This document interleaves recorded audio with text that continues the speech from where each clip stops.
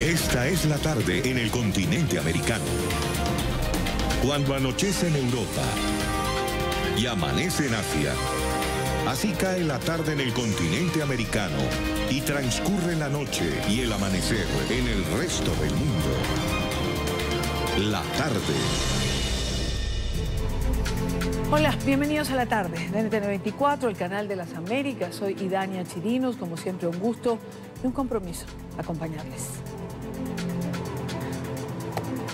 Comenzamos. Vinimos a informar la verdad con datos e imágenes de los absurdos daños que sufrimos los ecuatorianos en los últimos días. Eso ha dicho el canciller del Ecuador, José Valencia, en una sesión extraordinaria ante la Organización de los Estados Americanos. El canciller asegura que las medidas del gobierno de Lenín Moreno se tomaron tras la publicación de un informe del Banco Interamericano de Desarrollo, entre otros informes que se han presentado, que aseguran que retirar el subsidio al combustible ayudaría a aliviar el gasto público anual del país. Emiliana Molina, periodista NTN 24 en Washington, tiene un reporte en relación a esto porque está allí en la OEA. Emiliana. Hola, ¿qué tal? Muy buenas tardes. Pues desde principios de octubre, Ecuador no descansaba de intensas manifestaciones después de las medidas económicas impuestas por el presidente Lenín Moreno. Estas protestas han dejado al menos a 8 muertos, más de 1.000 heridos y más de 1.000 detenidos. De hecho, el presidente decretó un toque de queda y pues esto llevó a que continuaran las manifestaciones y aún así el presidente y las autoridades de ese país permitieron que continuaran estas protestas. Por otro lado, el 13 de octubre el gobierno de Ecuador y organizaciones indígenas lograron llegar a un acuerdo por un esfuerzo de restaurar la paz en ese país. El canciller Valencia reitera acá en frente de una sesión extraordinaria en el Consejo Permanente de la Organización de Estados Americanos que tomaron estas decisiones en el país inicialmente basado en un informe del Banco Interamericano de Desarrollo. La eliminación del subsidio a los combustibles debió haber sido mejor expuesta a la ciudadanía, pero la medida la adoptó el gobierno tras detallados análisis.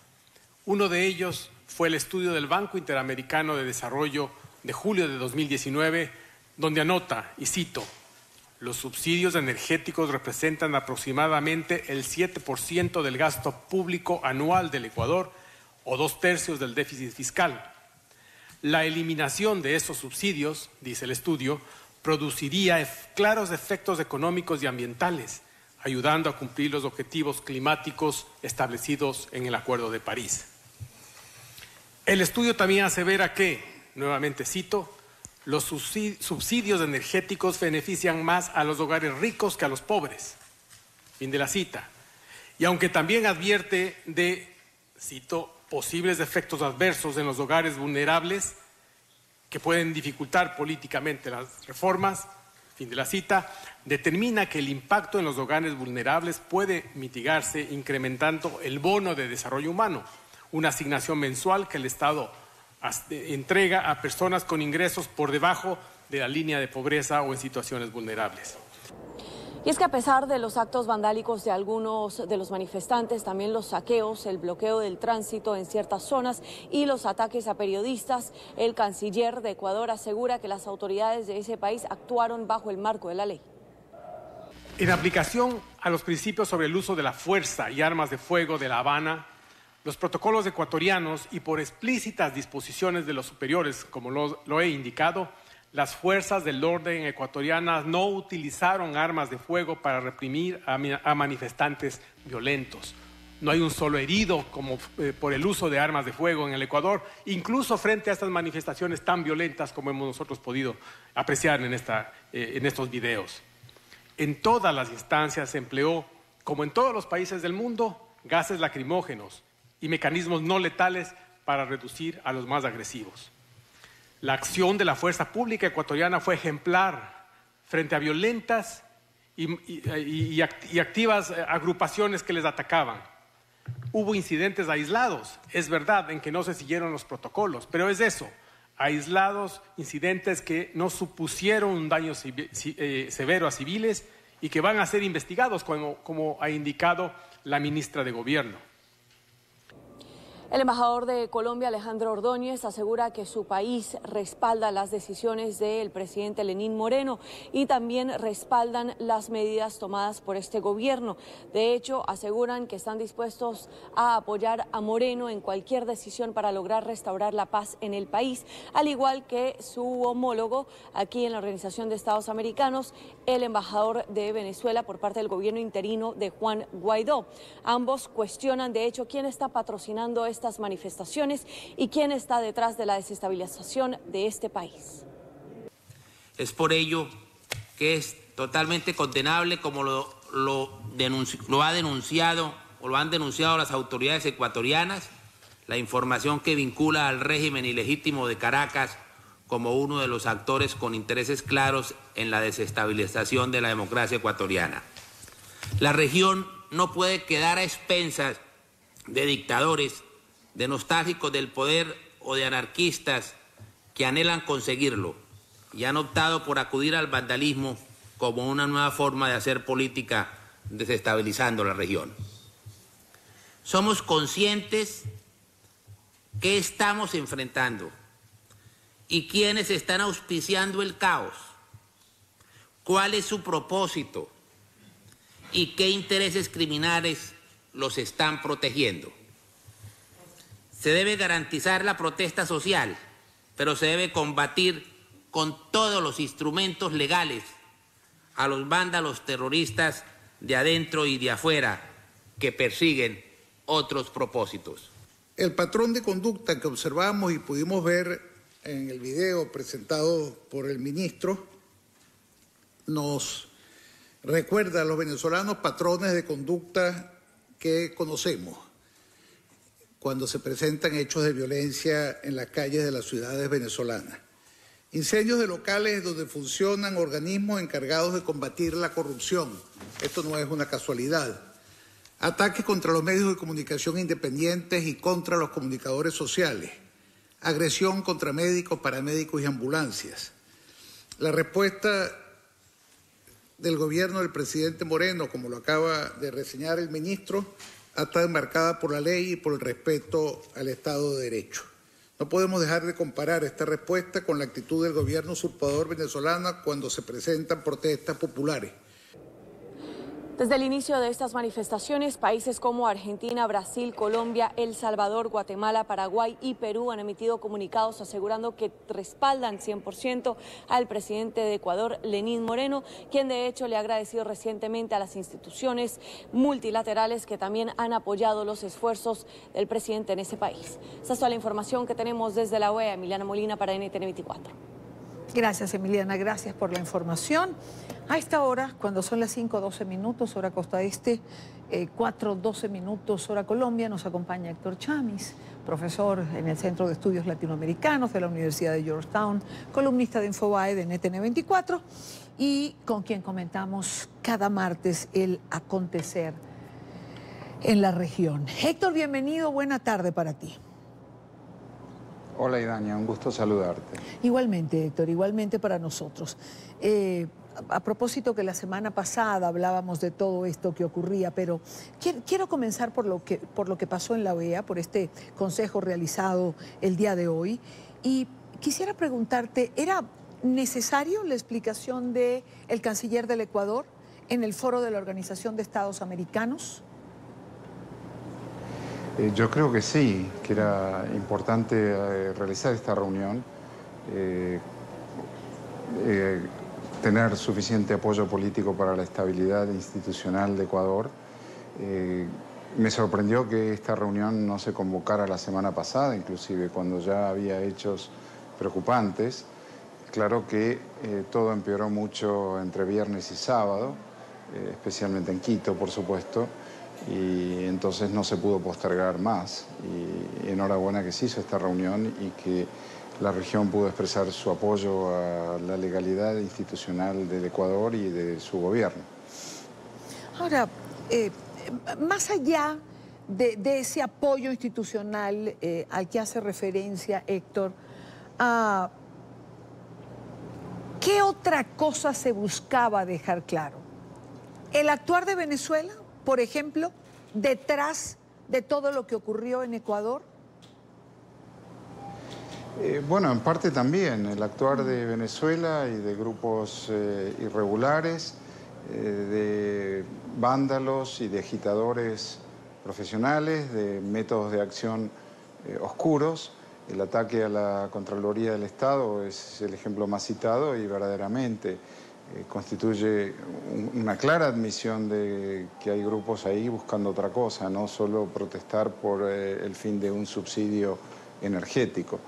Entonces había una agenda múltiple y por el otro lado es la necesidad imperiosa de las democracias de la región de defender a otras democracias de la región, a toda otra democracia de la región donde el sistema de gobierno esté bajo amenaza, y esto que ocurrió en Ecuador y las declaraciones explícitas del expresidente Correa llamando al presidente a renunciar son prueba adicional de que esto constituía un intento de desestabilización de ese gobierno, el gobierno de Lenín Moreno, ¿verdad? ¿Pudiera decirse de alguna manera que las democracias en la región están bajo amenaza? Sí, están bajo amenaza, están debilitadas por un conjunto de razones, algunas de índole internacional, otras de índole cultural, si se quiere. Hay varias de índole económica. El cambio de ciclo de precios que América Latina gozó durante la primera década de este siglo, hasta 2012 aproximadamente, y que con la caída de precios comenzó a generar insatisfacción e incertidumbre, particularmente en las nuevas clases medias, precisamente, beneficiarias del boom anterior. Y dado todo esto, hay estrategias claras de desestabilización que tienen que ver con la acción del régimen de Maduro, que tienen que ver con la intervención de Cuba en la región, históricamente, con la acción de grupos irregulares asociados a ambos, FARC disidentes, ELN y otros grupos, y probablemente colectivos que han sido detectados también en estas protestas de Ecuador, y grupos además contratados para ese efecto. Es interesante porque el movimiento indígena se ha separado en estas últimas horas, desde el sábado, de las acciones del correísmo. El movimiento indígena ecuatoriano nunca fue correísta, fue manipulado y fue cooptado a tal efecto. Cuando los dirigentes indígenas se dieron cuenta de qué se trataba el sábado, que fue virtualmente prenderle fuego a la ciudad de Quito, pongámoslo así, incendiar la ciudad de Quito, que promovió el correísmo y los grupos de choque del correísmo, bueno, se separaron y accedieron entonces a dialogar con el gobierno, lo cual es auspicioso. Pero todo esto no hace más que probar que aquí había una operación política de envergadura y de carácter regional, no solamente de Ecuador y de Correa, sino de carácter regional. El mismo Correa había estado en Caracas, admitió ser consultor, póngale comillas si quiere, Idania, consultor de Nicolás Maduro. ¿Consultor en qué, verdad? Bueno, entonces sí, la democracia está en riesgo. Siempre lo está, porque la democracia es frágil por definición. A diferencia de los autoritarismos que reprimen el disenso, la democracia no reprime el disenso. Eso la hace de alguna manera frágil. Pero entonces aquí hay un intento de desestabilizar y de terminar con ese esquema de poder, sobre todo en un año y en un mes donde hay tres elecciones fundamentales en semanas. La semana que viene, el domingo, hay elecciones en Bolivia, 2 semanas más tarde hay elecciones en Argentina y en Uruguay, también hay elecciones regionales en Colombia este mismo domingo. No, el 27, el mismo día que Uruguay y Argentina. Entonces, el bolivarianismo, como sea que uno lo defina, pero esto que surgió de Cuba y de Venezuela bajo Chávez, el bolivarianismo está tratando de aprovechar esta coyuntura para instrumentar un regreso. Claro, ahora la pregunta sería, ¿hay una estrategia para instrumentar ese regreso o se montan sobre estas circunstancias de carácter económico que aparecen, entre otras cosas, como consecuencia de los gobiernos que ejercieron y que evidentemente pues golpea a la población? Sin duda que golpea a la población, y encontrar la mejor mezcla de políticas económicas que puedan atender esos déficits y esas distorsiones macroeconómicas heredadas, que verdaderamente el gobierno de Lenín Moreno heredó distorsiones económicas profundas en términos de endeudamiento, en términos de desequilibrios fiscales. Y tratar de atender eso es complicado porque ajustar el cinturón de la gente es difícil, pero al mismo tiempo las cuentas públicas deben corregirse y deben equilibrarse.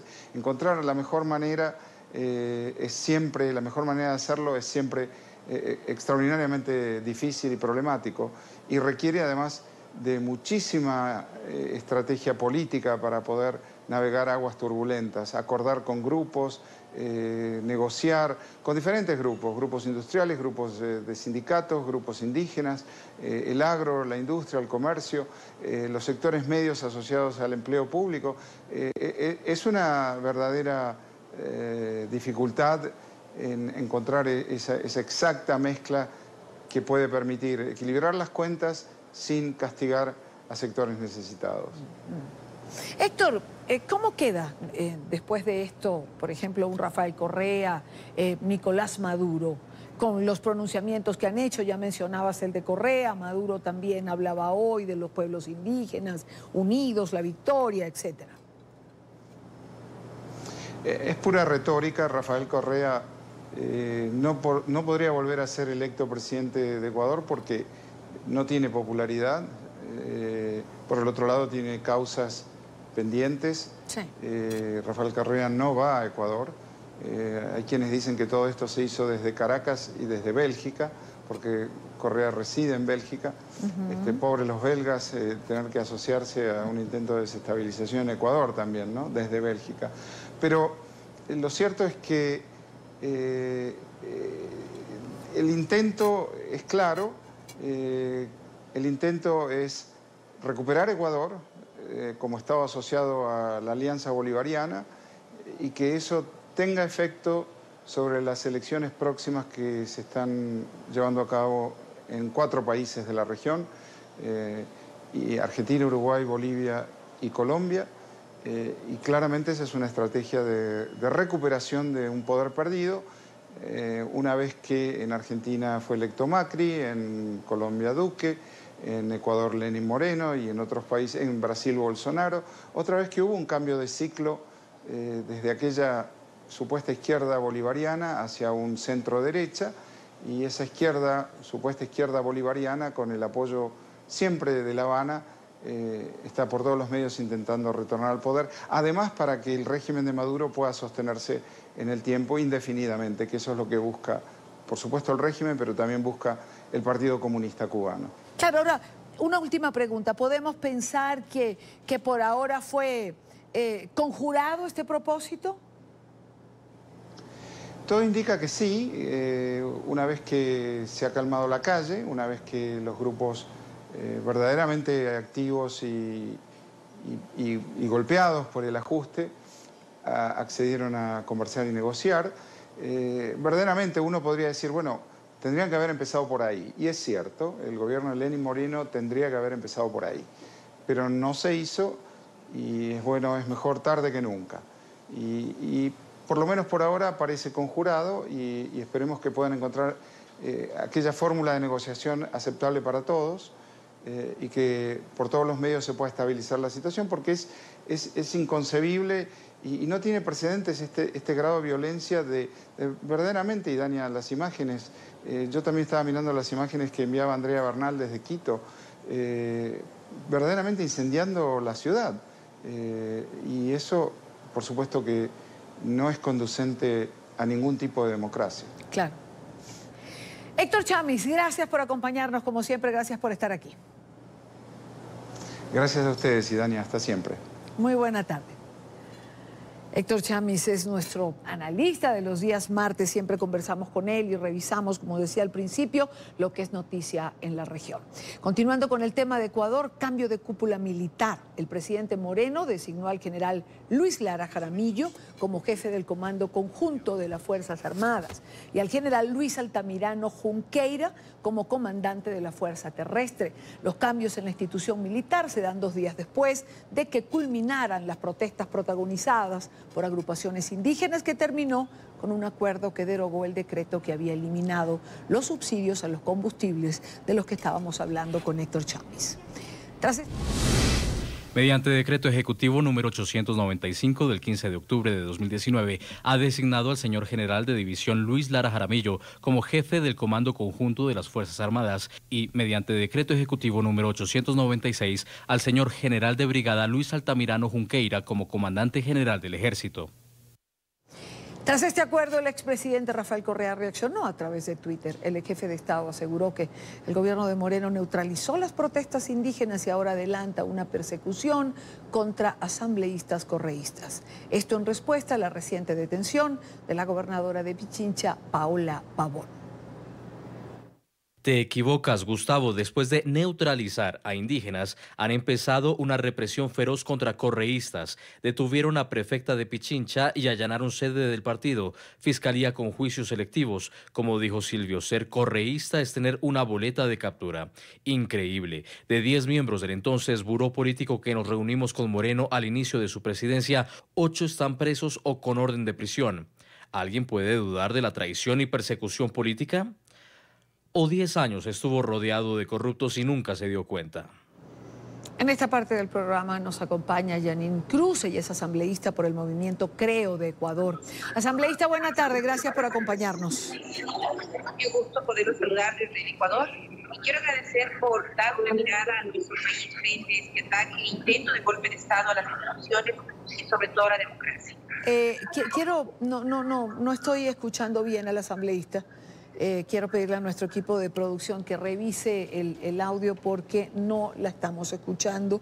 No pude determinar exactamente qué era lo que estaba diciendo la asambleísta Cruz, para que ustedes que nos están viendo del otro lado de la pantalla puedan entender con precisión lo que dice. Su punto de vista desde el interior del país me interesa, así como tuve el de Héctor Chávez, desde, digamos, una mirada internacional de lo que ha pasado y sobre todo conversar de lo que hoy se discutía en la OEA. Me interesa muchísimo tener la mirada desde dentro. ¿La tenemos?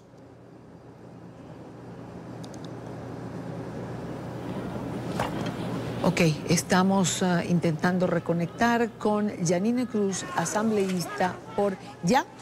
¿La tenemos ahora? Ok. Asambleísta, gracias por acompañarnos. No le escuchaba bien, por eso quería retomar. Me gustaría comenzar preguntándole por qué se cambió la cúpula militar. Bueno, me parece que después de ese atentado muy complicado que atravesamos los ecuatorianos, cada ministro está haciendo una evaluación del personal de manera oportuna respondió a estos ataques de grupos delictivos. Me parece que tanto el ministro de Defensa como la ministra de Gobierno tendrán que responderle, obviamente, al país frente a las decisiones y el porqué de cambiar la cúpula militar. Realmente nos sorprendió y hoy intentemos en carne propia cómo atravesaron nuestros hermanos venezolanos estos ataques por parte de un gobierno dejando ingresar a un país a sus grupos violentos. Ecuador ha hecho todo lo humanamente posible, primero por decirle al mundo entero que nosotros respetamos la protesta pacífica. Tienen todo el derecho nuestros hermanos indígenas de salir a las calles a protestar. Lo que no podemos nosotros hacer es juego a un grupo de delincuentes que trataron de deslegitimar esa protesta y aprovechar obviamente este proceso difícil económico de nuestro país para hacer vandalismo. Hoy en el país, ser correísta es sinónimo de vandalismo.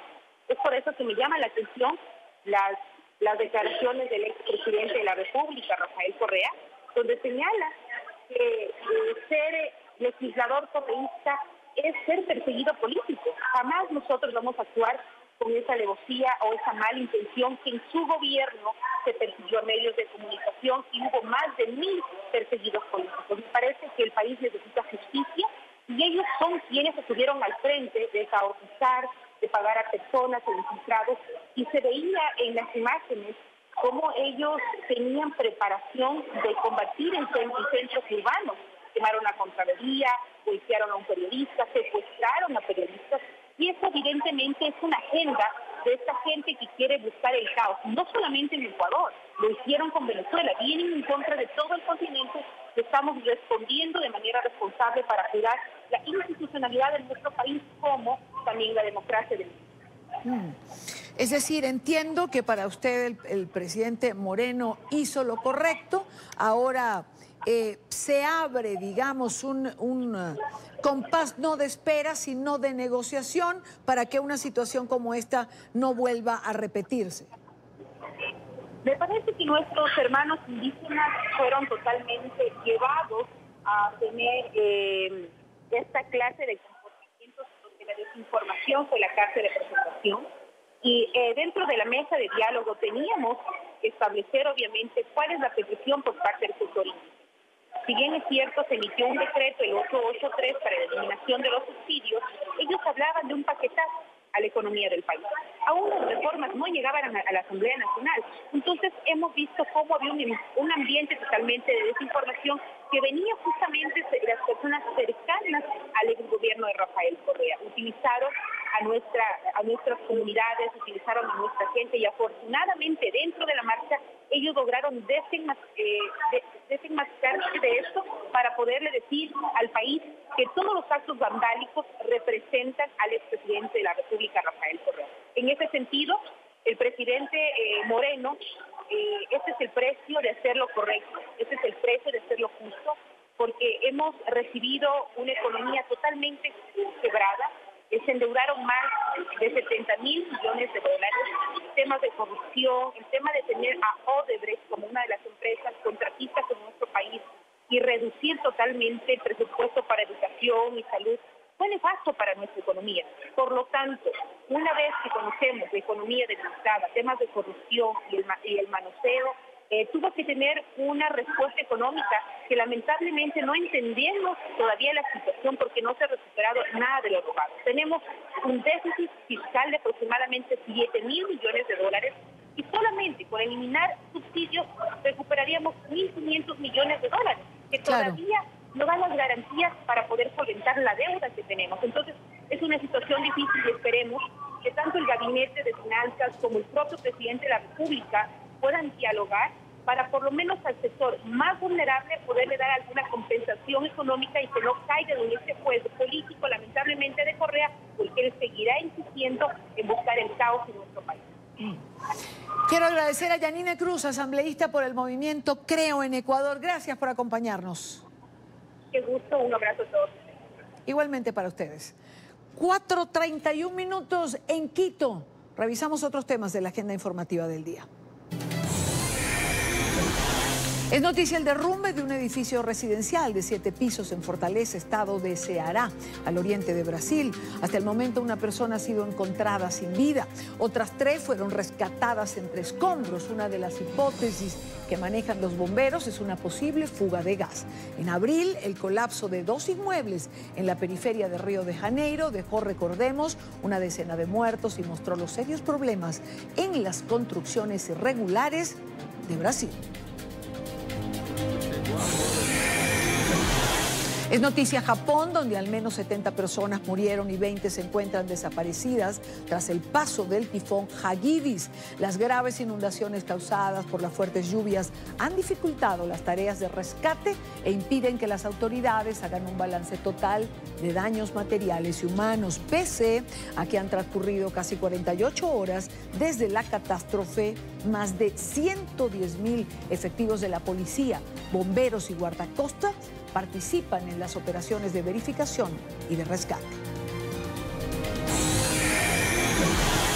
Es noticia la protesta en Barcelona, en España. Cientos de personas han vuelto a salir a las calles por segundo día después de que la justicia de Madrid condenara a 9 líderes independentistas catalanes a penas de entre 9 y 13 años de cárcel por el fracasado intento de secesión en el 2017. Los separatistas mantendrán las movilizaciones hasta el próximo día viernes, cuando convocaron a una huelga general. Esta mañana el presidente de la Generalitat de Cataluña exigió la liberación de los políticos y agregó que seguirá buscando la independencia. Pedimos que se ponga fin a la represión, que se libere a los presos políticos, que los exiliados sean libres para regresar a sus hogares, que se conceda una amnistía que sirva de punto final para todos aquellos que han sufrido de represalias. El diálogo, el voto y la libertad son siempre el camino para resolver conflictos. Amenazas, cárceles y castigos no resuelven nada. Para nosotros la mejor manera es seguir defendiendo el derecho de Cataluña a la autodeterminación. Esto es la clave, defender, ser el gobierno de Cataluña y defender los derechos que ahora, después de esta sentencia, están limitados o prohibidos. A esta hora hacemos contacto con Sadi Curi, consultor internacional en seguridad pública. Sadi, bienvenido, buena tarde para ti. Y Dalia, muy buenas tardes, a tus órdenes. Caramba, decía en la declaración primera que escuchamos, el presidente López Obrador, que se estaba avanzando sin racias, sin masacres. Y uno se pregunta cuando ve esto que ocurrió en Michoacán, ¿avanzando en qué, Sadi? ¿En qué piensa López Obrador que se está avanzando? No lo sé, lo voy a parafrasear. Él tiene sus datos. Él tiene sus datos, él tiene su información, él tiene su México, él tiene su realidad, que es muy distinta a la realidad que 100 millones de mexicanos estamos viviendo. Fue desalentador, fue insultante, fue molesto escuchar las declaraciones del presidente y del secretario de Seguridad Pública el día de ayer, mientras estaban masacrando a 14 policías en Michoacán. Desconcertantes las declaraciones el día de ayer de la secretaria de Gobernación, refiriéndose a que era una circunstancia que privaba todos los días en todo México. Y por otro lado, la puntilla, el señor secretario de Seguridad Pública, diciendo que había llegado la violencia a un punto de inflexión y que había tenido un ligero retroceso. En conclusión, no sé de qué México estaban hablando. Ha sido una política pública en materia de seguridad pública lerda, por decirlo de la mejor manera, pacifista cuando el país se está convulsionando, amarrando de las manos a los militares, creando una Guardia Nacional que al día de hoy no ha servido para nada, más que para polarizar al país. Y bueno, la realidad indignante por lo que sucede el día de ayer.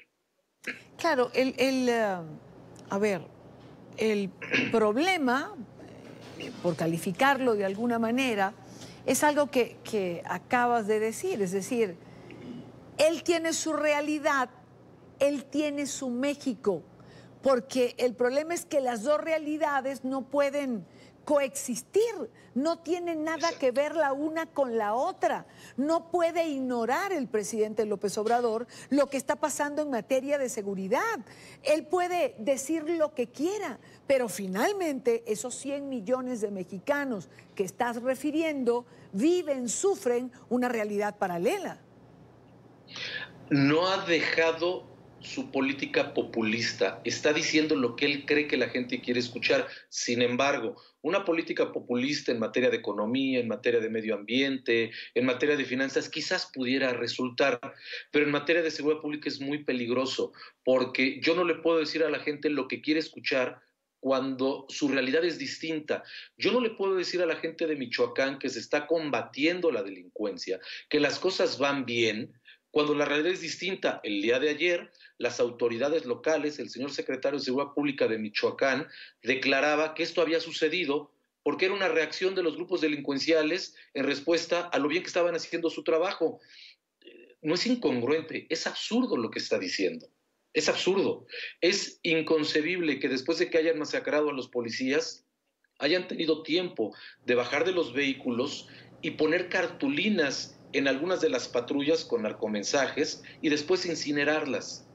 Vamos, ¿cuánto tiempo tuvieron para poder haber hecho esto? La Guardia Nacional no iba a tener un despliegue en todas estas zonas que estaban convulsionadas.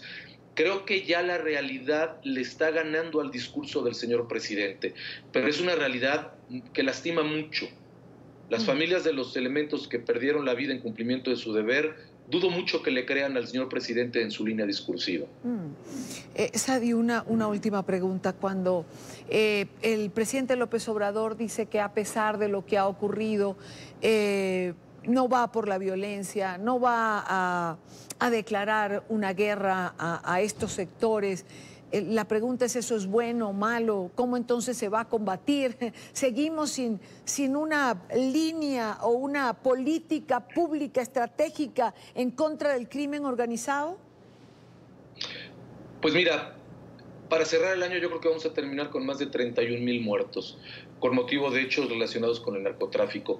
Va a ser el año más violento del México postrevolucionario. Yo creo que ahí se contesta la pregunta, y no hay más ciego que el que no quiera ver. El señor presidente no está dando cuenta de que su política pública en materia de seguridad pública está equivocada, está perdiendo la batalla, y sí, es una batalla. Y las batallas con estos delincuentes no se ganan, como dijo ofensivamente hace algunos días, hablando con sus papás, sus mamás y sus abuelas para que les calen las orejas y les llamen la atención. Son delincuentes, no niños malcriados. 31,000 muertos, el año más violento, es una cifra... Yo pienso que por las... Perdón que te interrumpa, Dania, pero yo pienso que por las cifras y por las tendencias, yo creo que quizás estemos terminando entre 30 y 31,000. Michoacán, un dato muy rápido, ¿sí? Michoacán tenía 80 muertos por cada 100,000 habitantes el año pasado. Este año ya rebasan los 100 muertos por cada 100,000 habitantes. Yo no sé dónde están haciendo bien las cosas. Es una buena pregunta para dejarla en el aire. No sabemos dónde están haciendo bien las cosas. ¿Alguien lo sabe, Sadi?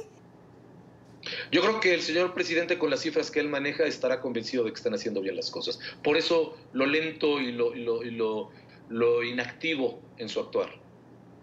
Bueno, son sus datos, son sus cifras. Sadi Curi, consultor internacional en seguridad pública. Sadi, como siempre, gracias por atendernos. Buena tarde para ti. Y Dania, un placer. Muy buenas tardes. Igualmente. Con esto vamos a la primera pausa en la tarde de hoy. Nos pasamos en el tiempo de esta primera parte. Recuerden seguir nuestras cuentas en Twitter, siempre con información en tiempo real. La tienen en pantalla. En mi cuenta personal, como les digo, cada tarde leo siempre sus comentarios. Al regreso, esta noche, 12 de los precandidatos demócratas se verán cara a cara en el cuarto debate del partido. Ya venimos. Son las 4:51 minutos en Quito. 12 precandidatos demócratas se preparan para el cuarto debate presidencial que habrá de realizarse en la noche de hoy en Ohio. La atención de este cara a cara estará centrada en el aspirante Biden, quien se defenderá de las acusaciones por presunta corrupción que ha hecho en su contra el presidente Donald Trump. Bernie Sanders participará en el evento después de ser sometido hace más de una semana a una operación quirúrgica tras la detección de una arteria bloqueada en su corazón.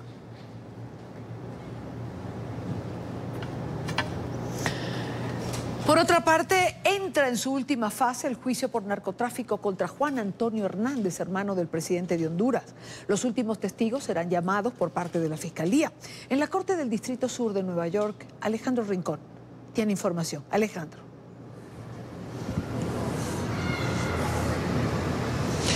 Hola, Idania. Feliz tarde de martes para todos. Tras 8 días de juicio, el gobierno de los Estados Unidos ha concluido formalmente la presentación de su caso en contra de Juan Antonio Hernández, hermano del actual presidente de Honduras.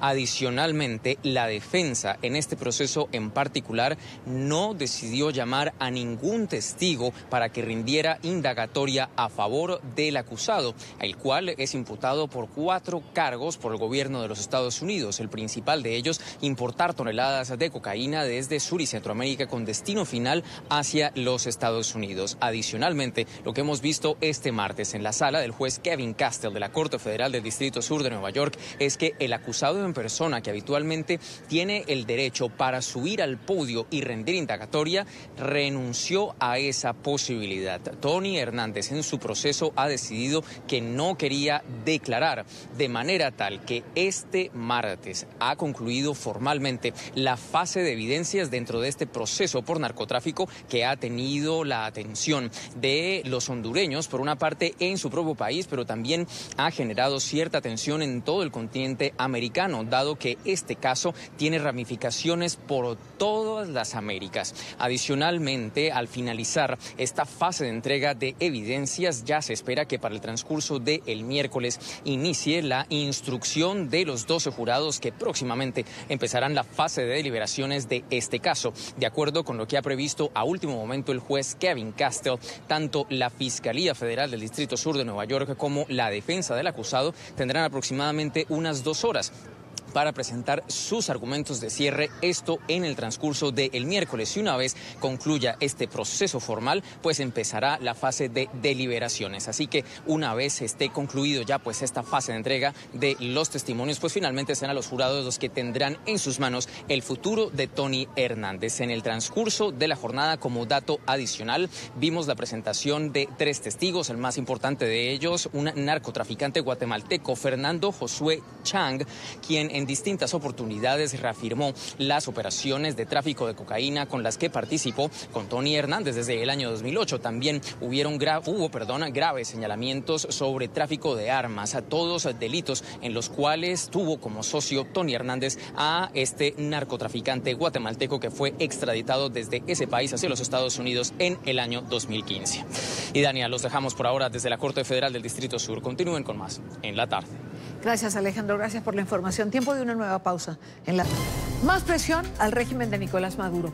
Esta fue la petición del secretario general de la Organización de Estados Americanos a los países de la región. Desde un foro empresarial en Costa Rica, Luis Almagro instó a los gobiernos de América Latina a imponer más sanciones contra el régimen, medidas que calificó de imprescindibles para la salida de Maduro del poder. Almagro aseguró que el madurismo se sostiene del apoyo que le brindan grupos terroristas y subversivos. El secretario general de la OEA dijo que es necesario que la crisis venezolana sea abordada por el Consejo de Seguridad de Naciones Unidas para que las sanciones sean más duras. Colombia, audiencias se recopilan. Por otra parte, voces unidas contra la candidatura del régimen de Venezuela al Consejo de los Derechos Humanos de la ONU. Los países que conforman el Grupo de Lima, la Unión Europea y los Estados Unidos han instado a la comunidad internacional a hacer respetar los valores y principios de la democracia y a no respaldar la intención de Nicolás Maduro de obtener un asiento en esta dependencia del organismo multilateral. Venezuela necesitaría 126 votos para ser aceptado, lo que representa 2/3 de la Asamblea General. Quiero darle la bienvenida a Miguel Ángel Rodríguez, expresidente de Costa Rica, miembro del grupo IDEA, que es iniciativa de las Américas, España y las Américas. Está con nosotros en la tarde de hoy. Recordemos que hace unos días los expresidentes que se agrupan en IDEA también se pronunciaron en relación a este tema. Señor expresidente, buena tarde, bienvenido a NTN 24. Buenas tardes, un gran gusto estar con usted y con su teleaudiencia. Señor presidente, ¿por qué Venezuela no tendría que estar allí, obtener uno de esos 2 puestos que tiene Latinoamérica para el Consejo de Derechos Humanos de Naciones Unidas? Realmente el Consejo de Derechos Humanos es para la promoción y la protección de los derechos humanos. Se formó en Naciones Unidas como una transformación de la antigua comisión, buscando tener más efectividad, que hubiera mejor reporte de los países de su cumplimiento de los derechos humanos y que hubiera la posibilidad de una visión de Naciones Unidas sobre lo que ocurre en los distintos países en cuanto a derechos humanos.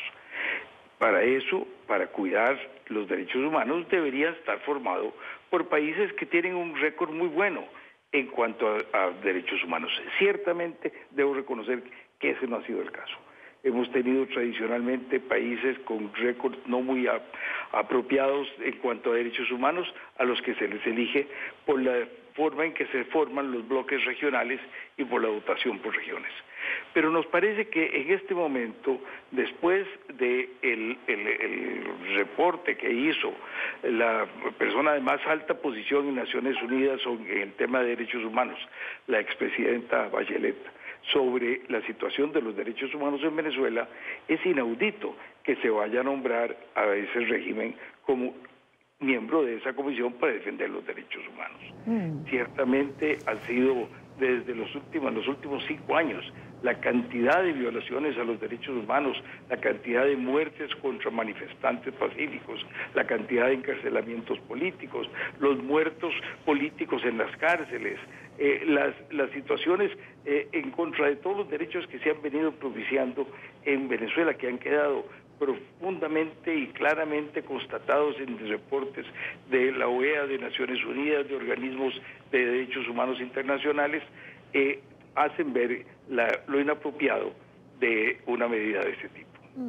Ahora, señor expresidente, ¿no tendría que haber una campaña de apoyo quizás mucho más clara, más contundente en relación a la candidatura que presentó Costa Rica, que ya da entonces la alternativa de que sea elegido Brasil y Costa Rica en lugar de Brasil y Venezuela? Yo creo que así debería ser, y eso es lo que cualquier demócrata consciente debería estar propiciando. Nosotros lo hemos estado propiciando, hemos estado señalando la importancia de que se actúe de esa manera. Cuando Costa Rica tomó la decisión de plantear su candidatura, lo hizo por una cuestión de dignidad y defensa de los derechos humanos, que es una tradición muy fuerte en Costa Rica, pero que también es una vocación para América Latina que se debe cumplir. Y no nos parecía digno que se fuera con una participación en la cual un país con el récord tan lamentable en derechos humanos como Venezuela fuera electo a esa posición. Por eso, y realmente con muy poco tiempo para lanzar una candidatura en Naciones Unidas a veces se lanza un año antes o más de un año antes para lograr el apoyo de tantas naciones como se requiere y poder hacer todas las gestiones diplomáticas. Se hizo un lanzamiento que yo lo he catalogado como un acto de valentía por parte del gobierno de Costa Rica, el presidente de la República de Costa Rica, de defender la dignidad y los derechos humanos en nuestra región. Ahora, ese acto de valentía, como usted mismo lo califica, ¿cree usted que no ha sido respaldado con la solidez necesaria, por ejemplo, con los grupos con los miembros del Grupo de Lima? Pues yo entiendo que la mayor parte de todos estos miembros han estado dándole la aprobación a esta candidatura y espero que en pocas semanas, cuando se lleve a cabo esa elección, podamos ver un resultado favorable. Ahora, de cara a esta elección tan importante para la región, por ser Venezuela lo que es en este momento que usted acaba de describir, por ser el régimen de Venezuela un violador de los derechos humanos, ¿qué nos hace falta, expresidente? Es decir, ¿en qué tendríamos que ser más activos o qué tendríamos que estar haciendo? A mí me parece que tenemos que tomar conciencia de que la democracia solo se defiende, solo puede subsistir y los derechos humanos solo pueden ser respetados si hay una vigilancia permanente y una visión permanente de defensa de la integridad de la democracia y de la integridad del respeto a los derechos humanos. Depende de los pueblos, depende de los gobiernos, depende de las instituciones que representan a distintos sectores en los países, el que la democracia y los derechos humanos puedan tener plena vigencia. Son instituciones frágiles, están sometidas a ser abusadas por la fuerza y por eso tenemos la necesidad, realmente un imperativo moral de luchar para que no se lleven a cabo actos que son indignos de la defensa de la democracia y de la defensa de los derechos humanos, como sería asentar en la Comisión de Derechos Humanos de Naciones Unidas el régimen del señor Maduro. Quiero agradecer a Miguel Ángel Rodríguez, es presidente de Costa Rica, miembro del Grupo IDEA. Muchísimas gracias por estar con nosotros. Siempre es un gusto. Buena tarde para usted. Para nosotros igual es un gusto tenerlo. Son las 6:08 en Caracas. Hay controversia luego de que Nicolás Maduro aumentara el salario mínimo el pasado lunes, ayer, en cerca de 400%. Funcionarios del madurismo aseguran que con el nuevo sueldo los ciudadanos pueden comprar todos los productos de las cajas CLAP que entrega el régimen a los ciudadanos, mientras que el gobierno interino de Guaidó dice que el aumento es una burla. Este es un informe de Luis Laya en Caracas. El nuevo aumento de salario anunciado por el régimen de Nicolás Maduro generó controversia en el Parlamento Nacional. La bancada madurista asegura que es un avance significativo, mientras que Juan Guaidó explica que es una nueva burla al pueblo venezolano. Si son los productos de la caja CLAP, va a poderlos comprar todos. No va a resolver todos los problemas de los trabajadores y las trabajadoras. Tampoco es menos cierto que es mejor lo que acaba de anunciar el presidente que lo que teníamos. El cuarto aumento de salario en lo que va de año. Y el origen del problema de la crisis, de la hiperinflación, de la destrucción del salario, de que se vayan los venezolanos, sigue usurpando funciones. Además señalan que un salario ahora ubicado en $7,6 mensuales no permite comprar los productos necesarios. Tan solo la canasta básica alimentaria ronda los $175. Porque entendemos que eso lo que genera es más inflación y menos posibilidad de compra de nuestra canasta básica. El Parlamento Nacional también debatió la migración y el estatus en que se encuentran los migrantes. Exigen sean calificados como refugiados. Que nuestros hermanos no pueden, no podrían ni deberían ser objeto de ataques xenofóbicos, no podrían ni deberían ser objeto de devoluciones forzadas, tendrían además acceso digno a visas de trabajo. Por su parte, la bancada madurista denunció que la migración es causada por las sanciones.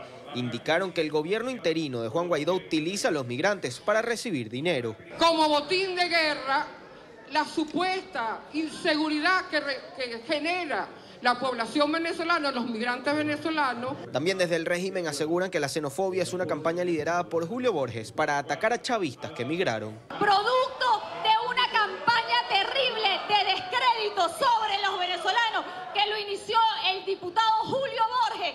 Mientras tanto, Kelly Perfecto, diputada chavista que respalda a Juan Guaidó, explicó que la mayoría de los migrantes son pobres, que buscan un futuro mejor y migraron por culpa de la mala gestión del régimen. Porque ellos son bien buenos defendiendo al pueblo venezolano con la boca, pero lo matan de hambre con los hechos. Otro tema debatido fue la crisis educativa y el intento del régimen por tomar las universidades autónomas. El derecho de palabra lo tuvo un estudiante de la Universidad Central de Venezuela, quien encaró al exministro de ese sector, que pertenece a la bancada madurista. Porque este es el símbolo de cómo está el estudiante universitario, con pantalón desteñido y con una camisa, porque no tiene con qué comprar ropa, no tiene con qué comprar libros, no tiene con qué comprar comida. Y aprovecho de decirlo, señor Humber Roa, qué bueno que está aquí en el hemiciclo. El señor Nicolás Maduro lo sacó del ministerio hace poco, no sé por qué, capaz porque el Chanchullo y el Pedro le salió muy mal. El Parlamento venezolano ha solicitado nuevamente a otros países de la región que sean respetados los derechos humanos de los venezolanos, que se den mayores beneficios a quienes han tenido que emigrar forzosamente en Venezuela y que principalmente se acabe la xenofobia que se ha dado en varios de los países de la región. Desde Caracas, Venezuela, para la tarde de NTN 24, Luis Alejandro Alaya. Para hablar sobre esto nos acompaña Ricardo Cusano, el expresidente de Fedecámaras, el organismo que agrupa a los sectores empresariales. Señor Cusano, buena tarde. Igual, bueno, un agradecimiento de nuestra parte poder permitirnos llevar la voz del empresariado y en este caso del empresariado y algunos mensajes de los trabajadores a través de la señal de NTN. ¿Cómo ven los empresarios este aumento? Por cierto, decretado entre gallos y medianoche alrededor de un 400% que para muchos es inviable, que acrecienta la crisis económica. A ver, lo primero que hay que resaltar que este aumento de salario se da de manera unilateral, además anunciado vía Twitter por alguien que no forma parte del Ejecutivo.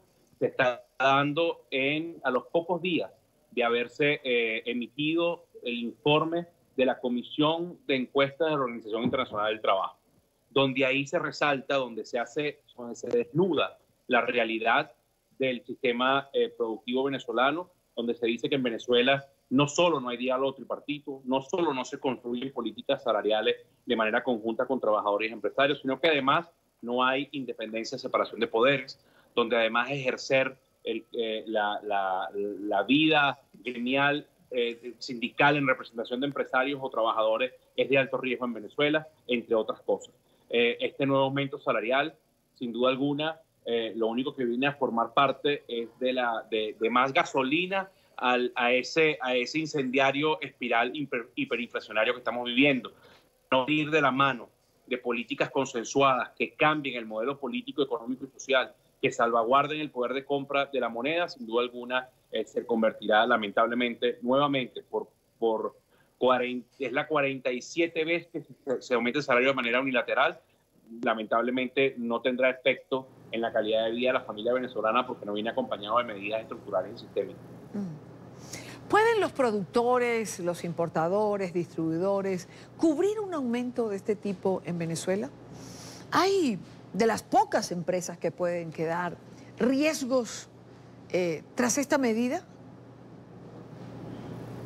A ver, el mayor riesgo lo tiene el sector público, que es quien verdaderamente ha pagado durante los últimos años su salario mínimo a sus trabajadores y a los jubilados. El sector empresarial en líneas generales está pagando mucho más de lo que ese aumento hoy corresponde, o promedio, mucho más de lo que ese aumento corresponde. El verdadero problema de esto es que no es sustentable en el tiempo, ni para el sector público ni para el sector privado, porque hoy, lamentablemente, las políticas macroeconómicas, monetarias, cambiarias y fiscales no han logrado darle salvaguarda al poder de compra del salario. Con lo cual, hoy posiblemente todas esas bonificaciones que se venían dando extras del sector privado, formas de poder compensar el salario de la cotidianidad de la jornada laboral, se convierta en el salario según la nueva medida del salario mínimo. Pero el problema real y cierto de esto es que esto no compensa el poder de compra. Y al no poder compensar el poder de compra, se pone en riesgo la producción. Hoy en Venezuela tienes anaqueles medianamente surtidos, no porque haya más producción, sino porque no hay capacidad de adquisición en el salario venezolano. En definitiva, esto es una medida que no viene a solucionar los problemas, es una medida que viene a acabar el problema inflacionario, pero además es una medida, tristemente, tosudamente, que sigue tomándose de la forma en la cual se tomaron medidas para crear el problema. Esto no cambia absolutamente nada el guión de los últimos 20 años. Señor Gusano, quisiera que explicáramos a nuestra teleaudiencia en América Latina esta particularidad que ocurre en Venezuela. Es decir, tener más papel moneda, billetes, no significa tener más poder adquisitivo. A ver, es muy sencillo dentro de lo complejo, ¿no? Cuando se ha destruido más del 75% de las capacidades productivas del sector privado, porque las políticas públicas así lo quisieron. Cuando se destruyó la industria petrolera, que era la principal fuente generadora de divisas en Venezuela. Cuando se destruyó el sector primario, donde se destruyó el sector primario que nos hacía autosuficiente en materia alimenticia. Hoy el salario que se está colocando es un salario dicho además así por los voceros que dejaron saber esto en la mañana de hoy. Es un salario que apenas logra cubrir la canasta básica de las cajas CLAP, es decir, del mecanismo de control de hambre que ha implementado el socialismo del siglo XXI para entonces controlar a la sociedad. Este salario fue tomado sobre la justa medida del precio de la canasta básica de las cajas CLAP. La caja CLAP es una caja donde van una serie de alimentos que vende el Estado, ¿verdad? En la mayoría de los casos importados, con sobreprecio, ya está demostrado por la justicia internacional, por trabajos de investigación, donde detrás de estas cajas hay importantes componentes de corrupción, según el salario mínimo es para poder adquirir esa caja. Eso automáticamente deja fuera de mercado, si fuese el caso, a la productividad, a la competitividad. En definitiva, este sigue siendo un aumento de salario para subsanar o para mantener políticas de Estado fracasadas que están comprobadas por hechos en los últimos años. Es extremadamente complejo explicarlo, pero en definitiva, un aumento de más del 300% para Venezuela sigue siendo insuficiente. Claro. Sigue siendo insuficiente porque no importa la cuantía o el porcentaje en que se aumente. Si no se salvaguarda el poder de compra del salario, va a ser inviable cualquier aumento que se haga.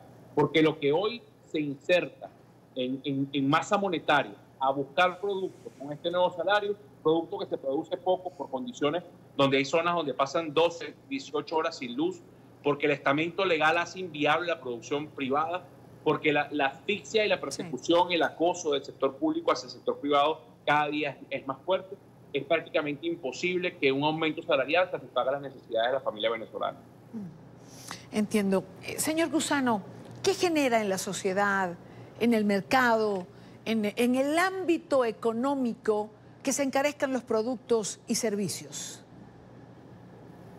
Bueno, sencillo, la gente al final, Venezuela es el único país del mundo donde los trabajadores no se alegran por un aumento salarial, porque saben que en definitiva eso lo que viene es a ponerle más dinamismo a esta hiperactividad que tiene la hiperinflación en Venezuela, producto y culpa del entorno, no solo de políticas monetarias, sino del deterioro del aparato productivo venezolano construido desde las políticas públicas.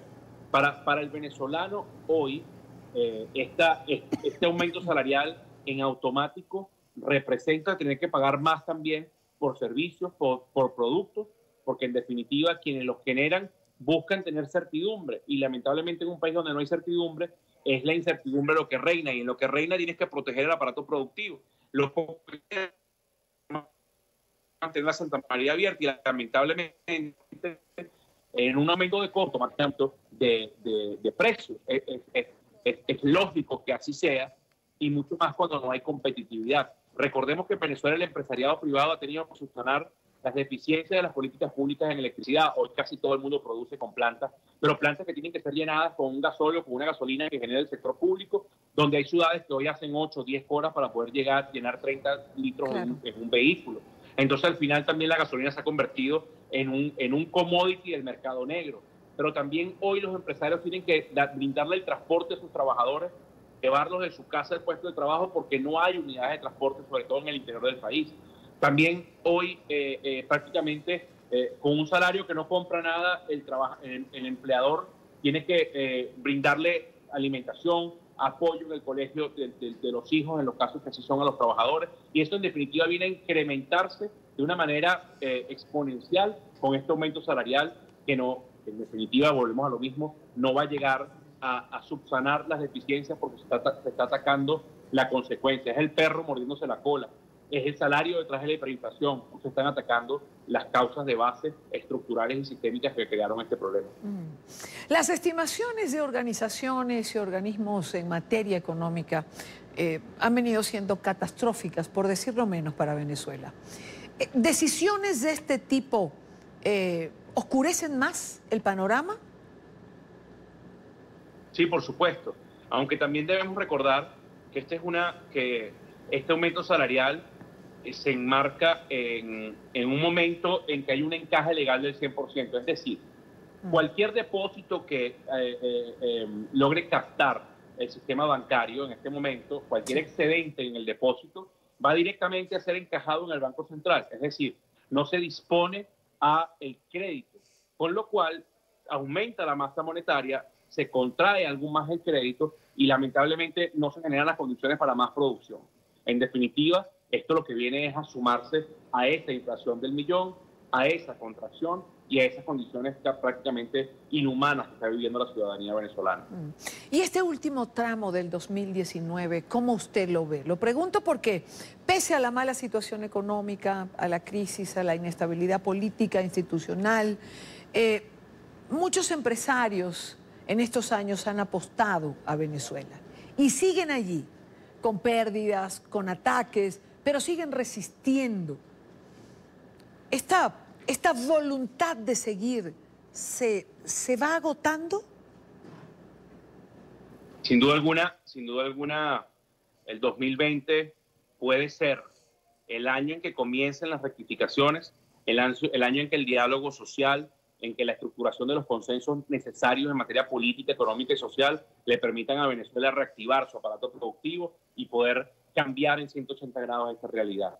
Pero lo que también no es menos cierto es que de no ocurrir estos cambios, el 2020 será el año de añorar el 2019, que ya ha sido un año de muchas crisis. Y puede ser el año en que muchos decidan, sencillamente porque no tienen capacidad patrimonial para seguir abriendo, porque no tienen capacidad emocional o sencillamente claudican en sus sueños, el año en que podamos ver más cierres de empresas ya contraídas en un 65% en los últimos 20 años, pero sobre todo el año en que se cierren más puestos de empleo, lamentablemente por el entorno hostil que estamos viviendo los empresarios y por supuesto la familia trabajadora venezolana. Quiero darle las gracias a Ricardo Cusano, el expresidente de Fede Cámaras. Muchísimas gracias por estar aquí. Buena tarde para usted. Ustedes, feliz tarde. Y al cierre de esta parte del programa quiero compartir con ustedes el segmento que hacemos con Asdrúbal Aguiar, las crónicas de Facundo, que en esta ocasión se refiere al control de los medios por parte de las dictaduras y sobre todo los fake news, un fenómeno de nuestro tiempo al que no podemos darle la espalda. ¿Afectan a la democracia las fake news, las noticias falsas? Sobre este tema conversamos recientemente en la Sociedad Interamericana de Prensa y lo haremos de nuevo en el marco de Iniciativa Democrática de España y las Américas, el Grupo IDEA, que se reúne el 29 de octubre próximo aquí en la ciudad de Miami y al cual concurrirán 9 ex jefes de Estado y el secretario general de la OEA. Hablaremos justamente de este tema. Pues bien, debo decir que el tema de las noticias falsas, de la manipulación de la verdad para imponer cánones propagandísticos, no es algo nuevo, es algo muy viejo. El nazismo y el fascismo a mediados del siglo XX se caracterizaron justamente por ser regímenes de la mentira. Hay una expresión o neologismo que se puso muy de moda a comienzos del presente siglo, el de la postdemocracia, y ello significaba justamente la relación directa de los líderes políticos sin mediaciones de carácter institucional a través del mundo de los medios de comunicación social. Y esto explica, en el caso de Berlusconi en Italia, en el caso de Hugo Chávez en Venezuela, el que tratasen, antes que conflictuar con los partidos políticos, controlar directamente a los medios de comunicación social para regimentar los contenidos e imponer sus verdades. En el fondo eran medias verdades o falsedades vendidas como si fuesen realidades. Pues bien, hoy en día hay una suerte de confrontación fundamentalmente con las redes sociales y la incidencia que tienen a nivel global en la construcción de la información y de las noticias. Pero hay un elemento central en este campo, y es que los productores y consumidores de noticias son fundamentalmente los ciudadanos, que podríamos llamarlos ciudadanos digitales, quienes a través de las redes están confrontando directamente al poder. Y aquí ocurre un hecho realmente paradójico. Usando la misma tecnología, actores del poder pretenden replicarle a la ciudadanía digital, generando noticias falsas, manipulando realidades que inciden directamente en las emociones o en los símbolos que ha logrado aprehender fundamentalmente nuestra sociedad, y con ello vender mentiras como si fuesen verdades bajo la cobertura de una suerte de periodismo formal. Y con ello fracturan la confianza, que es la base de la organización social y el fundamento de la misma democracia. ¿Qué nos trae esto como lección? Bueno, que estamos frente a un fenómeno inevitable, que llegó para instalarse, como cuando llegó la imprenta para tratar de sustituir a los viejos códigos a través de los cuales se comunicaba la humanidad. Pero también estamos frente a un desafío: cómo lograr que las redes sociales, que están expandiendo la experiencia democrática y haciéndola menos dependiente del poder, no sea víctima justamente de esa posverdad, de la manipulación de las realidades para tratar de influir en las emociones y en los símbolos de la gente común, y con ello construirle mundos virtuales que nada tienen que ver con la cotidianidad. Asdrúbal Aguiar, hablando sobre el fake news. Por cierto que en este debate que acaba o que recién mencionó, que se va a dar el próximo 29 en el Miami-Dade College en Miami, con los expresidentes, sobre la fake news como parte o como herramienta política, cómo combatirla, cómo atacarla y cómo lidiar con esto, estará en NTN 24. Pausa en el programa. Los invito antes a suscribirse a nuestro canal en YouTube, la dirección en pantalla. Allí todo nuestro contenido multimedia, entrevistas, reportajes y la señal en vivo de NTN 24. Recuerden conectarse a nuestro canal en YouTube, otra plataforma para que usted esté bien informado. Continuamos con más. Restan 5 días para las elecciones generales en Bolivia. El domingo 20 de octubre los bolivianos están llamados a las urnas para escoger al presidente y al vicepresidente. Esta semana, ya con las campañas cerradas, los ciudadanos se decantan entre la continuidad cuestionada de Evo Morales y un cambio de rumbo en la nación. Morales finalmente pudo inscribirse por una decisión del Tribunal Constitucional que lo habilitó. Pese al resultado, hay que insistir en eso, del referéndum que negó su reelección indefinida. Y a propósito del proceso electoral, el presidente y candidato a la reelección, Evo Morales, dice que ya hay un plan de golpe de Estado si él resulta el vencedor de la contienda. El mandatario aseguró que enfrentamientos como el registrado el pasado sábado en el departamento de Potosí demuestran que hay sectores interesados en desestabilizar al país. Las imágenes que vemos corresponden al cierre de campaña en esa región, justo cuando se vivía un paro cívico. Los ciudadanos los corretearon por las calles. Full piedrazo. Ahora los chupas los policías van a entrar a cuidar aquí. Están resguardando. ¡Viva Potosí, carajo! Corretearon a los miembros del MAS, que es el partido del presidente Morales. Con nosotros esta tarde Jorge Dulón Fernández. Él es comentarista político, docente universitario. Señor Dulón, bienvenido, muy buena tarde para usted. Muy buenas tardes, un saludo cordial a toda la gente que nos está viendo, a NTN 24, bueno, a sus órdenes para responder cualquier pregunta. A 5 días de las elecciones, comencemos por allí, ¿cuál es la temperatura del país? Bueno, en realidad ha sido una campaña bastante larga, ha sido una campaña de 1 año aproximadamente, en donde todas las organizaciones políticas que han participado en esta campaña han tenido que hacer esfuerzos sostenidos durante muchísimo tiempo. Creo que es la campaña más larga de la historia de Bolivia y en donde han quedado en realidad 2 opciones únicamente para poder acceder al poder. Está el movimiento al socialismo a la cabeza de Evo Morales y Álvaro García Linera y esta Comunidad Ciudadana donde los candidatos son Carlos Mesa y Gustavo Pedraza. En realidad es la primera vez después de 14 años que alguien le puede ganar a Evo Morales.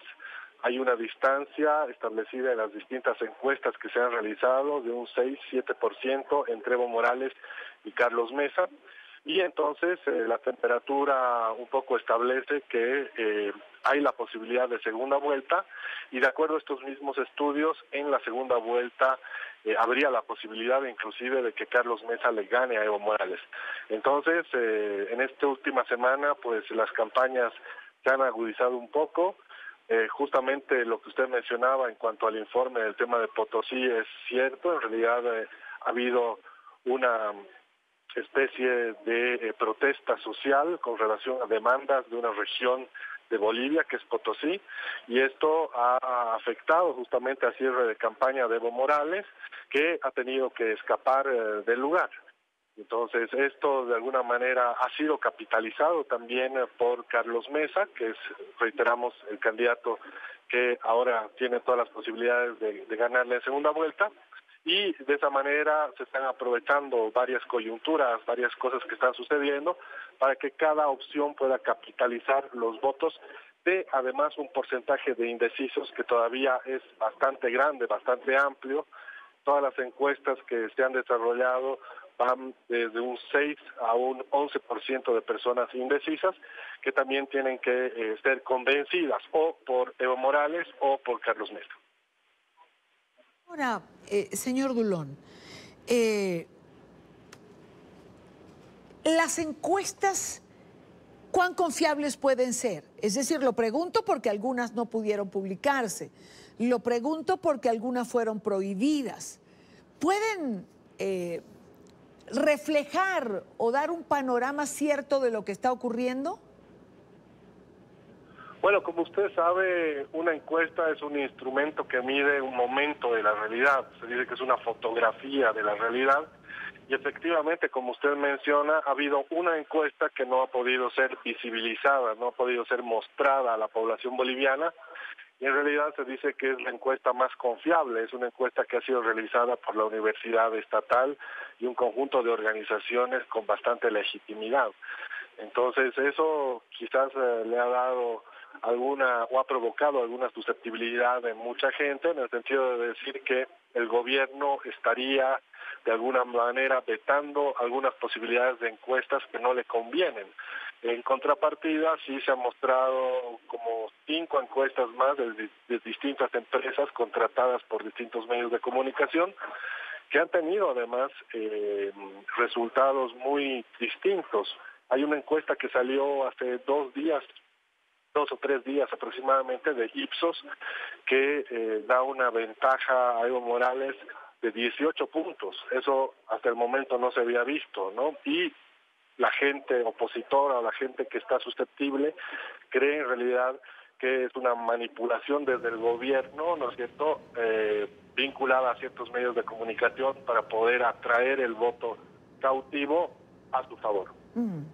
Bueno, en todo caso las encuestas no han estado muy asertivas a nivel mundial últimamente, tanto que yo creo que va a tener que estudiarse el fenómeno de lo que pasa con ellas. Pero más allá hay preocupación de que Evo Morales pueda no reconocer un resultado que le sea adverso, señor Dulón.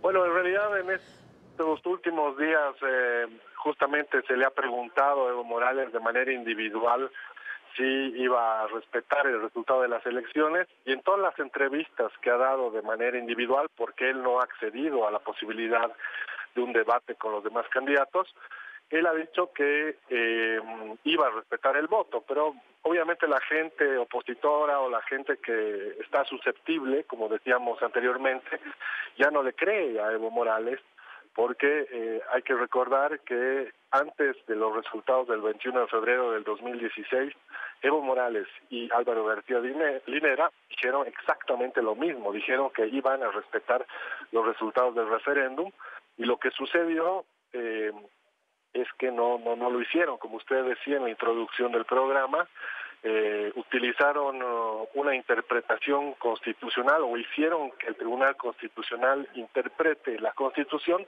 para establecer que es un derecho humano de Evo Morales el participar nuevamente en las elecciones, y por lo tanto hizo caso omiso a la decisión del pueblo, al voto del pueblo del referéndum del 2016, que decía que el pueblo no estaba de acuerdo con que Evo Morales repostule. Por lo tanto, ahora si dice en una entrevista u otra que va a respetar el voto, la gente, sobre todo la gente opositora, ya no le cree, y por eso mismo existe la susceptibilidad de que si pierde las elecciones pueda generar alguna acción, ¿no?, para no respetar el voto nuevamente y para poder perpetuarse en el poder. Le pregunto a usted de manera individual, ¿le cree usted a Evo Morales, señor Dulón?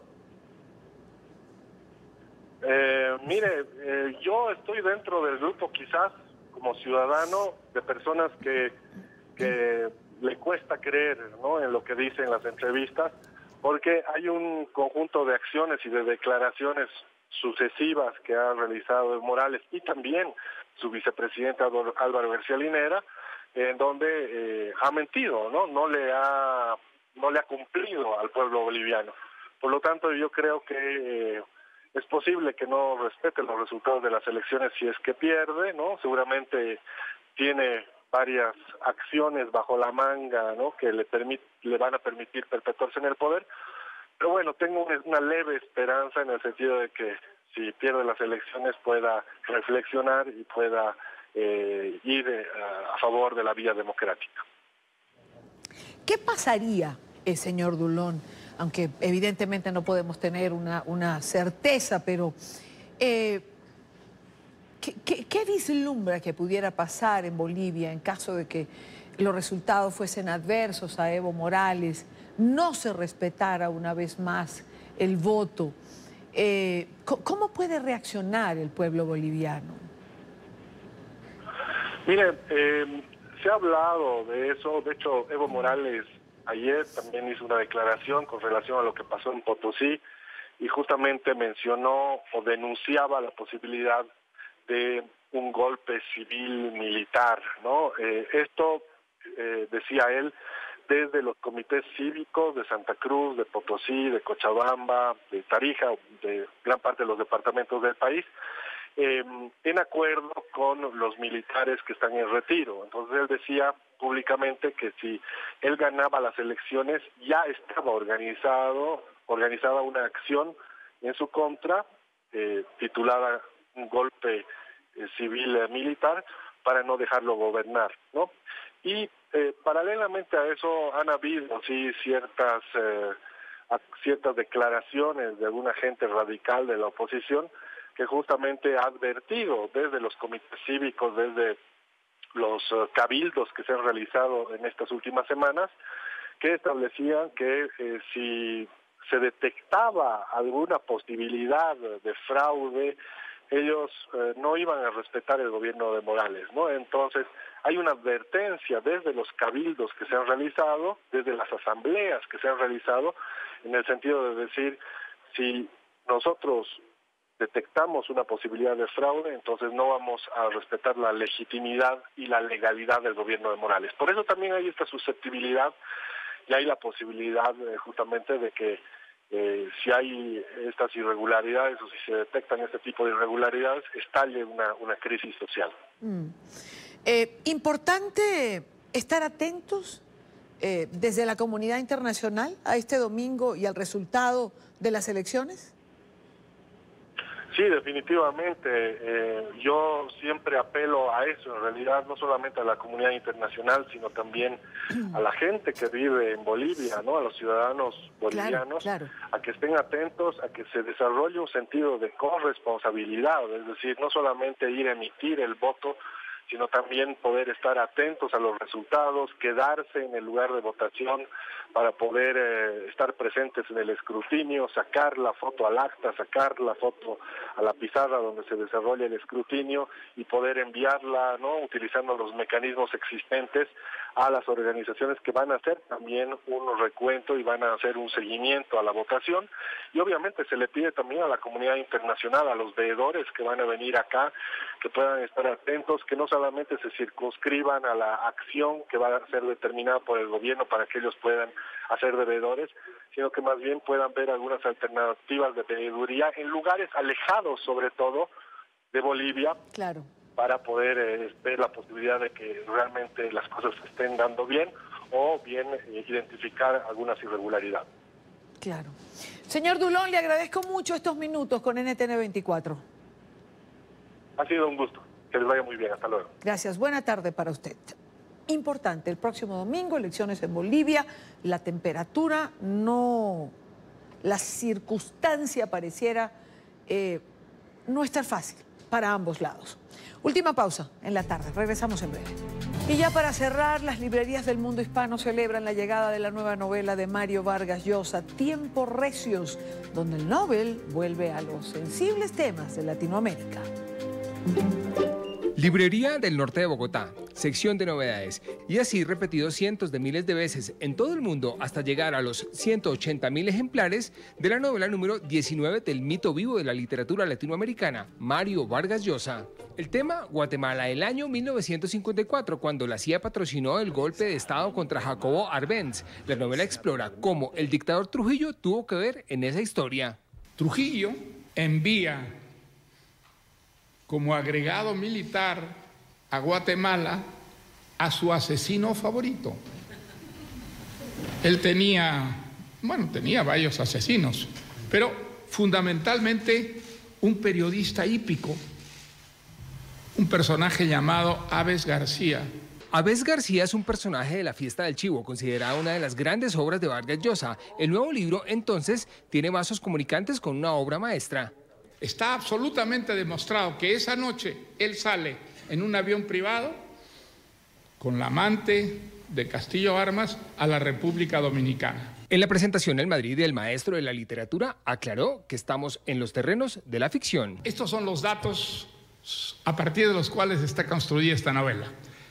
Es una novela, no es un libro de historia. Casi 2 docenas de novelas y una amplia obra de ensayo y cuento y varias obras capitales entre ellas. Pasarán los días y los lectores y se verá si Tiempos Recios es solo un libro más de Vargas Llosa o una de sus grandes obras, al lado del Olimpo en el que están Conversación en la Catedral o La Fiesta del Chivo. Llegamos al final de la tarde de hoy. Gracias por habernos acompañado. Recuerde seguir nuestras cuentas en Twitter, en Instagram, nuestro canal en YouTube o nuestra página web. Plataformas todas para encontrarnos. Plataformas para que usted siempre esté conectado a la información. Esté conectado a NTN 24. Buena tarde para todos. Gracias.